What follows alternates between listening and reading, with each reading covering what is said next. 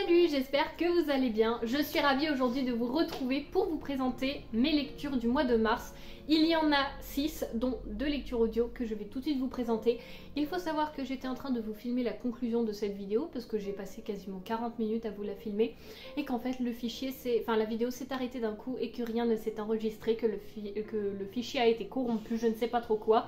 Donc je vous retrouve pour vous pour la première fois, pour moi pour la deuxième fois pour vous filmer cette vidéo. On va tout de suite commencer avec la déception de cette vidéo parce que oui, il en fallait quand même une. Il s'agit d'une lecture audio que j'ai pu faire, c'est Poussière d'étoiles. Pourtant c'est un livre que j'avais beaucoup entendu parler, enfin que j'ai beaucoup vu passer à un certain moment. J'ai été déçue d'être déçue finalement de cette lecture. C'est écrit par Linda da Silva et c'est publié aux éditions Le Mar. Moi donc j'ai pu l'écouter en audio. On est tout simplement dans une histoire où il y a je dirais même pas une double temporalité, mais même une triple temporalité, parce qu'on y suit une famille assez aisée dans un manoir qui a des servantes, des hommes à tout faire, des personnes voilà, qui vont s'occuper tout simplement de l'intendance de la maison, du repas, de tout ça. Et il y a un meurtre qui se passe, et on suit après cette histoire 2 époques, encore deux autres époques après, je veux dire. Donc en tout, on y suit 3 époques. J'ai trouvé l'époque dans le passé très intéressante, mais en fait, c'est que très vite, j'ai deviné ce qui s'était passé, qui était le réel meurtrier, parce je vous spoile rien, mais on apprend très vite que le meurtrier présumé coupable n'est pas le meurtrier finalement. Et en fait, moi, j'ai tout de suite deviné qui. Alors le pourquoi, j'avais pas deviné exactement, mais en fait, quand on nous l'a dit, j'étais pas surprise non plus, donc c'était censé être la grande révélation, et finalement, j'ai trouvé ça assez plat. C'est dommage parce que on a des personnages très stéréotypés, vraiment, je vous en ai parlé dans mon vlog, donc je vais pas trop m'apesantir dessus, mais les personnages ont des réactions. Par exemple, à un moment, il y en a un, il explique pourquoi est-ce qu'il a fait telle action, et il dit oui mais c'est pas moi, je travaille pour quelqu'un, et l'autre elle tape sur la table et elle dit un nom, on veut un nom, et c'est vraiment dit comme ça dans l'audio, et je me dis mais non, ça va m'énerver là si ça continue, et ça a été ça quasiment tout le livre. Pour vous dire à quel point j'ai dû décrocher à un moment sans m'en rendre compte vers la fin, c'est qu'il manquait un chapitre, parce que je l'ai lu après dans les commentaires qu'il y avait sur ce livre, comme quoi il manquait un chapitre, je ne m'en suis même pas rendu compte, pour être honnête avec vous. Mais vraiment j'ai trouvé ça plat, des personnages typiques, stéréotypés, que ce soit pas trop dans le passé, mais surtout à notre époque actuelle, c'était des personnages qui m'ont fait soupirer, où je me suis dit mais... ouais non, en fait, quand ils parlent, on sait d'avance ce qu'ils vont dire, parce que voilà, des réactions types. Ou alors on imagine carrément ce qu'ils vont dire, et c'est des réactions qu'on voit partout dans tous les films ou dans tous les grands trucs, vous savez, comme le fameux truc à la fin des films, où est-ce qu'on va? On rentre à la maison. Au bout d'un moment, on a compris la phrase. C'est bon. Et là, c'était que ça pendant tout le film, pendant tout le livre, et c'était fatigant, et ça m'a pas plu du tout parce que c'était plat, et oui, je me suis ennuyée, j'attendais qu'une chose, c'était finir, parce qu'il me restait, je crois, à un moment qu'une demi-heure. Je me suis dit, bon allez, on va jusqu'au bout, mais ça commence à être long. Donc en tout cas, pour moi, c'est une déception, je suis désolée, et je n'aime pas trop donner des avis négatifs sur des livres, mais là, non, j'ai deviné ce qui allait se passer, avec qui, pourquoi, le pourquoi, pas vraiment, mais ça m'a pas non plus étonnée plus que ça. Et on a vraiment des personnages un peu antipathiques et des personnages très clichés parce que, voilà, enfin on s'attache pas à eux du coup. Donc bon, c'est assez dommage, mais c'est comme ça. On passe maintenant à un roman qui s'est lu quasiment très rapidement parce que j'ai dû le prendre en boîte à livres et le lire le jour même ou le jour suivant, et je l'ai lu en 2 fois.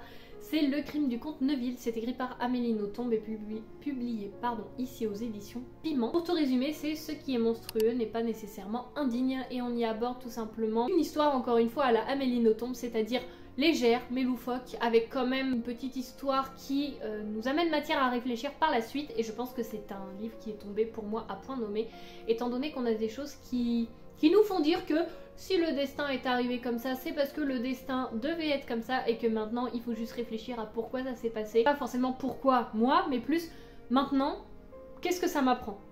Comment je vais avancer avec ça? Pourquoi, à mon avis, c'est arrivé à cette époque-là, à ce moment-là de ma vie? Voilà, de toute façon c'est comme ça, c'est arrivé. Et je pense que c'est un roman voilà, qui a pas mal résonné, et même si ça aborde des situations un peu loufoques et on se dit quoi? Ben, le destin ne peut pas être changé, le destin on ne contrôle pas toujours tout, et je pense que c'est ça aussi qui est pas mal abordé dans cette histoire et qui est assez agréable à découvrir. Donc je peux vous le recommander si jamais ça vous intéresse. C'est un Amélie Nothomb assez léger, vraiment c'est écrit assez gros. Pour ce qui est de ce livre, c'est une bonne lecture, sans plus non plus, mais ça m'a quand même amené matière à réfléchir par la suite parce qu'on a quand même des petits sujets à aborder, sujets à débat finalement. On continue en clôturant une saga avec le tome 5 de Lonely World. C'est écrit par Iwatobi Neko et publié aux éditions Clown, c'est un seinen. Ici, on est tout simplement dans un univers un petit peu d'anticipation post-apocalyptique finalement, parce qu'on y suit des robots et des golems où l'humanité, enfin dans un univers où l'humanité a disparu depuis plus de 400 ans, et un beau jour, Shi, un petit personnage, une petite fille, se réveille dans ce monde en se disant mais je suis la seule humaine depuis 400 ans, comment ça se fait, qu'est-ce qui se passe? Et Bulb, donc le golem, va prendre Shi sous son aile pour essayer de démêler un petit peu toute cette histoire, qu'est-ce qui se passe et comment rétablir un petit peu tout cet équilibre. C'est une histoire que je vous en ai parlé au fur et à mesure de la lecture des différents tomes, j'ai bien aimé dans le sens où plus on avançait, plus l'histoire fourmillait de détails, gagnait en complexité, nous apportait matière à réfléchir avec des sujets actuels tels que la nature, la consommation, la surconsommation, l'humanité, l'intelligence artificielle, le sujet des robots aussi par rapport aux humains qui devient un petit peu un sujet actuel, on peut en parler. Je dirais pas été déçue par ce tome 5 parce que c'est pas réellement ce que j'ai ressenti, mais plus ou dans le sens il m'a fait penser au tome 1. De par son côté mignonné, c'était... Voilà, ça retombait un peu comme un soufflet, c'est-à-dire que au fur et à mesure des tomes, on montait et on gagnait en complexité et un petit peu en noirceur sans être non plus trop noir ni rien parce que ça reste quand même un univers assez cocon, j'ai trouvé pour ma part. Mais ce tome 5 m'a vraiment fait penser au rythme, voilà c'est ça, m'a vraiment fait penser au rythme du tome 1, où là on n'est plus trop dans la complexité, mais je l'ai trouvé vraiment très léger, très doux à lire, très mignonné, donc c'est pas une déception, mais pour moi il aurait pu être un petit peu plus complexe pour réellement finir l'histoire avec une touche de grosses révélations, parce que là on savait un petit peu comment ça allait terminer, ça a terminé comme on le pensait. C'est pas une déception pour autant, mais je me dis, c'est pas que c'est un peu trop facile, mais c'est mignonné, ça termine un petit peu comme sur un rythme d'un tome 1 finalement, où c'est pas trop complexe au début. Donc bon, après, si jamais la thématique vous intéresse et que l'univers peut vous plaire, je vous conseille quand même vivement d'aller le découvrir, parce que c'est quand même une saga en 5 tomes pour un manga, donc qui se lit très rapidement, abordant des sujets très intéressants. C'est une bonne lecture, les planches sont très agréables à regarder. Donc moi personnellement je peux que vous le conseiller, même si ce tome 5 pour moi je pense que c'est que je m'attendais pas à ça.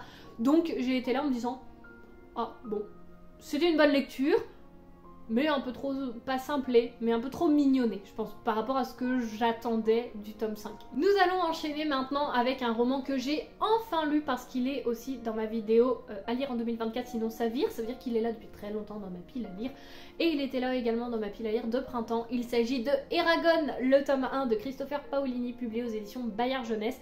J'arrive après tout le monde, c'est un livre qui a quasiment bientôt 10 ans, et je le lis que maintenant, oui, mais... je l'ai découvert et c'est déjà quelque chose de très bien, parce que je l'ai découvert en audio. J'ai lu quelques chapitres parce que je suivais en même temps parfois. En fait, je mettais à jour mon marque-page dans le livre, et c'est un univers qui est complexe mais sans être difficile, comme par exemple le prieuré de l'Oranger, ça reste quand même du jeunesse.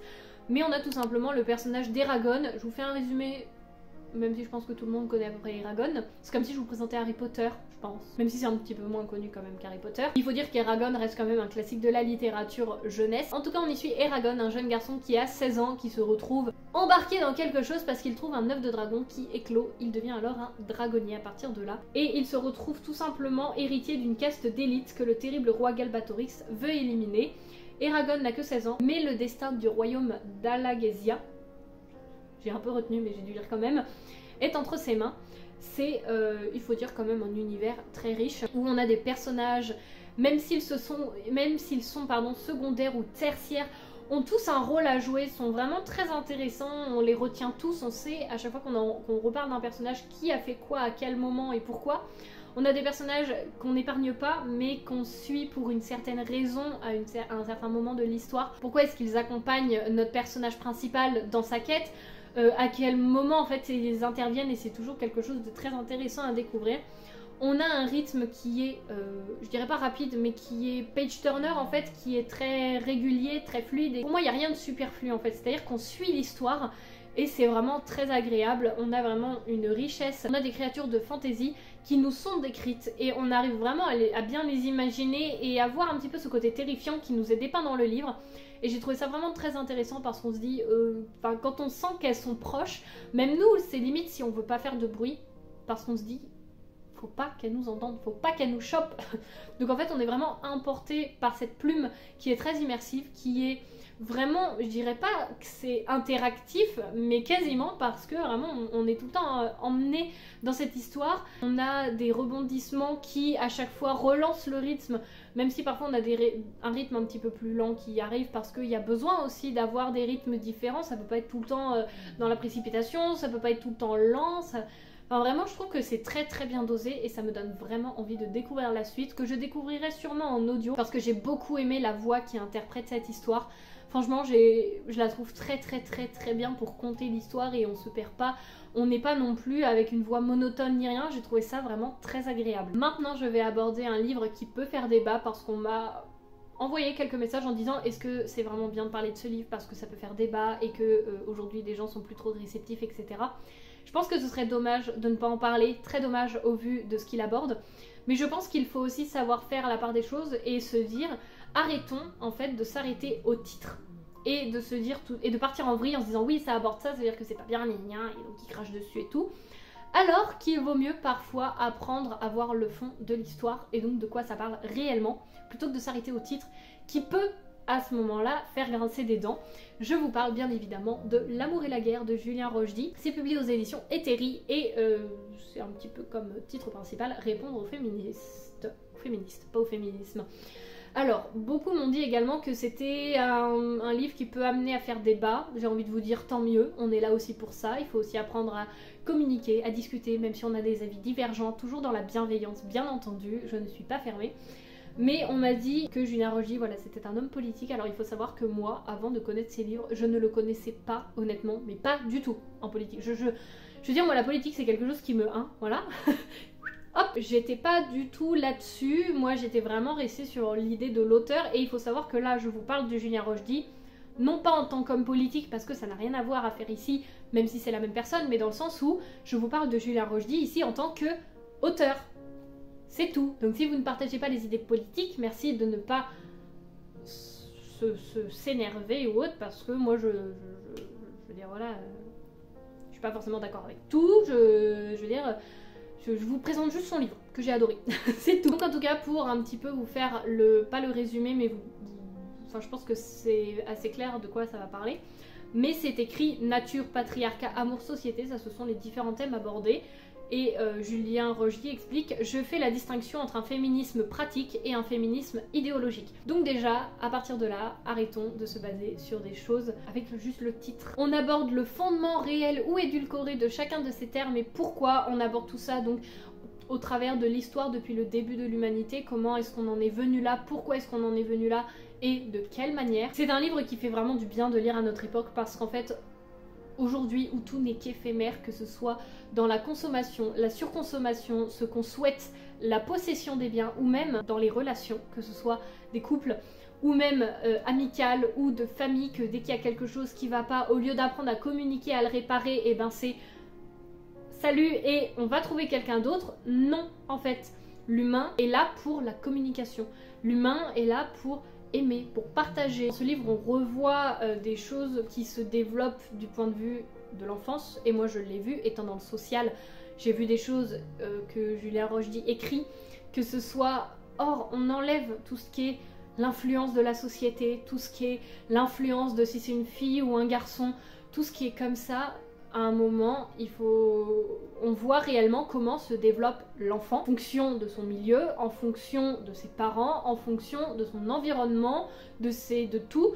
Et on voit des choses qui sont dites dedans. Ça a été prouvé scientifiquement, ça a été prouvé au niveau du social, ça a été prouvé. Enfin, c'est comme ça, je veux dire, il y a des choses, c'est dans la nature. Donc tout simplement, je trouve que c'est un essai vraiment qui me parle et qui est très intéressant dans le sens où on aborde vraiment l'humain, même dans tout, dans l'intelligence artificielle, voilà, dans les relations, dans comment est-ce que avant ça se passait pour, tout simplement, comment est-ce qu'on a fait pour survivre jusque-là, parce que y a des choses qui partent complètement en cacahuète actuellement, et justement, comment ça se fait que l'humain a tant progressé sur tellement de niveaux, que ce soit sur le point de vue informatique qui en fait même peur par rapport à l'intelligence artificielle, par rapport à tout ça, enfin ça c'est encore un autre débat, mais tout simplement, on a tant progressé et comment ça se fait que maintenant on régresse autant. Maintenant, il y a des guerres, enfin, je dis pas que les guerres sont quelque chose de normal, mais disons que si on regarde le fondement de chaque guerre, tout démarre de la même manière.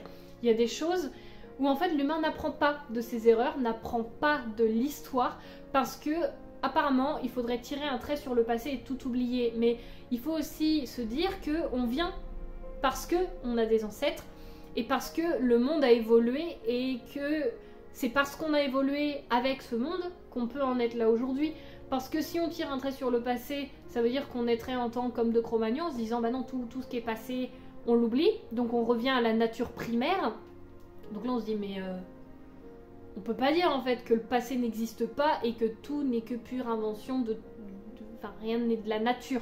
Il y a des choses où la nature fait aussi bien les choses parfois. On aborde évidemment des choses donc sur la société, sur les relations hommes-femmes, sur les relations humaines, tout simplement sur les relations familiales, mais également sur la relation par rapport à l'écologie, par rapport à la nature, par rapport à la surconsommation, par rapport à tout ça.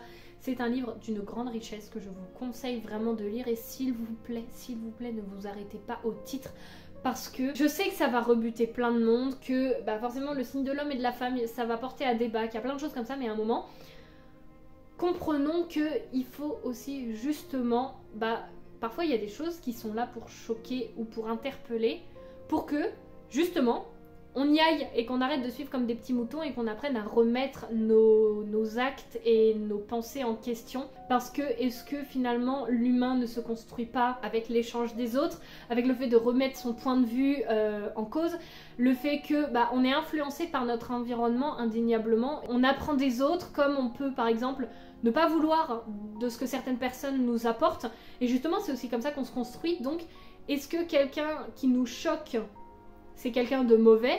Enfin, qui nous choque, je parle pas forcément ici de ce livre, mais est-ce que quelqu'un qui choque, c'est forcément quelqu'un de mauvais, alors que finalement c'est peut-être juste pour faire réagir et juste amener à se questionner, à se remettre en question et se dire pourquoi ça me choque, et que pour lui c'est normal?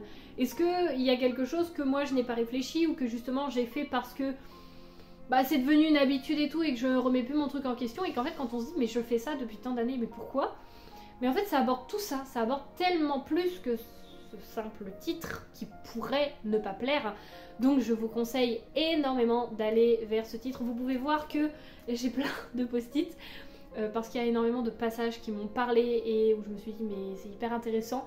Franchement, s'il vous plaît, n'hésitez pas à découvrir ce livre ou même juste cet auteur. Moi je vous promets que vous allez en réentendre parler de cet auteur, en tout cas parce que mon copain a lu quasiment tous ses livres, sauf peut-être les derniers. Enfin, il les a pas tous lus, mais il les a tous, du moins, dans sa bibliothèque. Donc j'en lirai d'autres à coup sûr. Et maintenant, je vais clôturer cette vidéo avec un livre qui est un énorme coup de cœur. C'est mon premier coup de cœur de l'année, mais qu'est-ce qui m'a fait frissonner? J'ai eu les poils relevés sur les bras, j'en ai pleuré, j'en ai tremblé, j'ai eu vraiment les yeux bouffis tellement ça m'a pris aux tripes. C'est beau, c'est vraiment beau, c'est profond et c'est puissant. Mille merci à l'autrice. Je l'espère regardera cette vidéo, mais en tout cas, mille merci de m'avoir proposé ce livre. Et alors, je sais pas vraiment si c'est un service presse parce qu'elle m'a pas demandé en fait de le lire pour le chroniquer en disant je souhaiterais un retour et tout. Juste, elle m'a proposé de recevoir ce livre à sa parution, et tout simplement en me disant j'ai beaucoup aimé, je crois, ton honnêteté par rapport à mon autre avis, et j'ai trouvé ça magnifique, et c'est une très belle personne. Et franchement, rien que pour ça, je me dois de vous en parler parce que j'avais lu, donc c'est de Aurélie Tramier, j'avais lu La Flamme et le Papillon, et pourtant c'était pas un livre que j'avais énormément apprécié, dans le sens où j'avais bien aimé, mais il y avait des trucs qui m'avaient gêné, qui m'avaient mise un peu mal à l'aise, et je vous en avais parlé. Et il y a certains auteurs que ça peut rebuter en disant il dit pas que des trucs positifs sur mon livre, et salut, parce que j'en ai déjà eu des comme ça. Ou en fait l'auteur, si on donne un avis nuancé, ça ne plaît pas. Et là j'ai trouvé ça très bien parce que l'autrice m'a dit j'ai beaucoup aimé ton avis honnête, etc. Et donc elle m'a proposé ce livre, et merci déjà pour ça, et mille merci de m'avoir fait découvrir ce livre parce que c'est un énorme coup de cœur. Et franchement, elle m'a juste dit c'est de la littérature blanche. Moi j'ai dit oui, pourquoi pas, et j'ai adoré. Il faut savoir que déjà c'est une double temporalité. J'adore les doubles temporalités quand elles sont bien construites, mais alors là c'est une de mes lectures préférées. Et dans les doubles temporalités, il faut savoir que j'ai énormément de coups de cœur, mais alors celle-ci c'en est un mais magnifique. Il s'agit du livre Bien aimé, donc c'est publié aux éditions de La Belle Étoile, et comme je vous ai dit, c'est écrit par Aurélie Tramier. On y suit tout simplement le camp d'Émile, qui est un camp, pas d'Émile, le prénom Émile, mais le camp des plus loin 1000, en 1940, qui se situe à Aix-en-Provence, qui est aujourd'hui un musée. C'est un camp assez inconnu, et pour cause, moi non plus je ne le connaissais pas. L'autrice vient, je crois, d'Aix-en-Provence ou a grandi là-bas. Enfin, ça revient même à ce que je dis. Mais elle s'est documentée pour en faire une histoire, pour faire connaître ce camp. Et mon Dieu, qu'est-ce que c'est bien fait. C'est pas dépeint sous forme d'un documentaire, c'est pas lourd à lire, c'est magnifique sous forme d'une histoire. C'est trop beau. Je finis le résumé quand même avant. Donc on a cette partie en 1940 que l'on suit et cette autre partie en mai 2022 où l'on suit tout simplement Esther avec son fils. Esther qui a divorcé ou s'est séparée et se remet un petit peu de cette situation là. On nous parle un petit peu de son père mais surtout de sa grand-mère qui est en EHPAD ou en maison de retraite. Et il y a une montre qui va relier ces deux époques. Je ne vous dis pas quel est le lien, je vous laisse vraiment le découvrir. C'est magnifique, c'est poétique, la plume est magnifique, il faut savoir. On a Hans qui est à l'époque justement du camp, lorsqu'il est en fonction finalement, qui joue du hautbois et on a des émotions, mais réellement on entend, moi j'ai cru entendre cette musique pendant ma lecture. C'est magnifique parce qu'en fait on a réellement de la poésie lors des notes, on a vraiment cette souffrance qui nous est transmise dans tout le cœur qu'il met à jouer, c'est magnifique, nos personnages sont magnifiques, vraiment je les ai adorés. On y suit également un autre personnage qui se nomme Elisa qui est la femme du frère d'Hans. En fait, elle s'est mariée avec le frère de Hans et ils ont eu une petite fille qui se nomme Greta. Je vous spoile pas trop, il y a eu des choses qui se sont passées, etc. Et elle essaye de faire sortir Hans du camp. Donc en fait, on y suit tous ces personnages. Elisa est une chapelière et c'est magnifique, mais vraiment, mais l'histoire, elle est belle. Mais j'ai pleuré, j'ai adoré. On y voit réellement plein de choses sur justement ce camp. Et comment l'histoire peut nous faire apprendre des choses quand on s'intéresse à l'histoire. Je vous reparle également, ça fait un peu écho à ce que je vous disais tout à l'heure, que on peut pas tirer un trait comme ça sur le passé parce que le passé fait qu'on est ce qu'on est aujourd'hui finalement. On a des citations qui sont magnifiques et je vais vous en lire une notamment. À l'époque actuelle, enfin en mai 2022, on y suit nos personnages, donc le fils d'Esther va visiter ce camp d'Émile qui est un musée. À un moment, il y a quelqu'un dans la classe de ce garçon qui demande, alors, l'un des élèves effrontément lève la main. C'est du passé tout ça, pourquoi est-ce qu'on ne parle pas des problèmes actuels? L'Ukraine, l'Afghanistan, quelque chose qui nous touche plus directement? Le professeur d'allemand le torpille du regard. La conférencière ne se laisse pas démonter. C'est très exactement ce que l'on veut vous montrer ici, jeune homme. L'objectif de ce mémorial n'est pas de remplacer vos livres d'histoire, mais de répondre à la question « Comment en est-on arrivé là ?» Nous allons vous parler des nazis, mais aussi des Arméniens et du Rwanda. Nous avons étudié toutes les étapes de ces grands génocides du XXe siècle et nous sommes formels. Les mêmes causes produisent toujours les mêmes effets. Ce camp n'est pas qu'un lieu de mémoire. En étant averti des dérives possibles d'une idéologie, on apprend à les reconnaître dès les prémices et ne pas les réitérer. C'est de la prévention. Oui, ce camp s'inscrit dans le passé, mais vous avez aujourd'hui, vous, la nouvelle génération, la responsabilité de ne pas le reproduire. Et toute cette histoire, au travers de la guerre, est abordée avec tellement de douceur, de justesse et surtout de poésie. C'est poétique, c'est magnifique. Vraiment, j'ai adoré cette histoire, mais lisez-la si l'histoire, l'histoire vous intéresse, si le contemporain, si la double temporalité, toutes ces choses-là vous intéressent, mais c'est fait de manière très très bien construite, on n'est pas du tout perdu entre les deux époques parce que déjà on a au début de chapitre la date, mais c'est merveilleusement bien fait. C'est pas un chapitre dans le passé, un chapitre dans le présent, par contre on va suivre 3 chapitres dans le passé, un chapitre dans le présent et des chapitres dans le passé, ou alors 1 sur 2, ou... enfin ça dépend en fait de comment est-ce qu'on avance dans l'histoire, et du coup j'ai trouvé que c'était très bien dosé parce que ça nous permet d'avoir un bon rythme. Et malgré cette période très lourde à suivre, Aurélie, donc l'autrice, a su réellement nous emporter et nous faire ressentir les émotions de ces personnages et les rendre réels. Au travers de cette poésie, de cette mélodie qui nous fait frissonner, c'est réellement une ode à la vie, à la volonté, à l'amour finalement, à l'amour de sa famille, à l'amour de la vie, et tout simplement à la transmission et à vouloir sauver quelqu'un. Enfin, c'est magnifique. Ce livre est exceptionnel. Vraiment, je vous en reparlerai dans mes coups de cœur de l'année, ça vous pouvez en être sûr, parce que j'ai su, avant même d'arriver les 100 premières pages, et même avant, que ce livre allait être un coup de cœur parce que c'est absolument magnifique. Et effectivement, c'était un merveilleux coup de cœur. Je vous le recommande à fond. Tournage numéro 2 de cette vidéo, en espérant que celle-ci fonctionne bien correctement. En tout cas, j'espère que cette vidéo vous aura plu, que ces livres auront pu vous intéresser. Je l'espère de tout cœur parce qu'il y a franchement de très belles découvertes à faire. Et toujours en réfléchissant sur des thématiques, je trouve que c'est très intéressant. Donc en tout cas voilà, j'espère que cette vidéo vous a plu, que vous aurez passé un bon moment et que certains livres auront pu vous intéresser. Et sur ce, moi je vous souhaite de très belles lectures, de très belles découvertes et je vous dis à la semaine prochaine pour la nouvelle vidéo. Salut!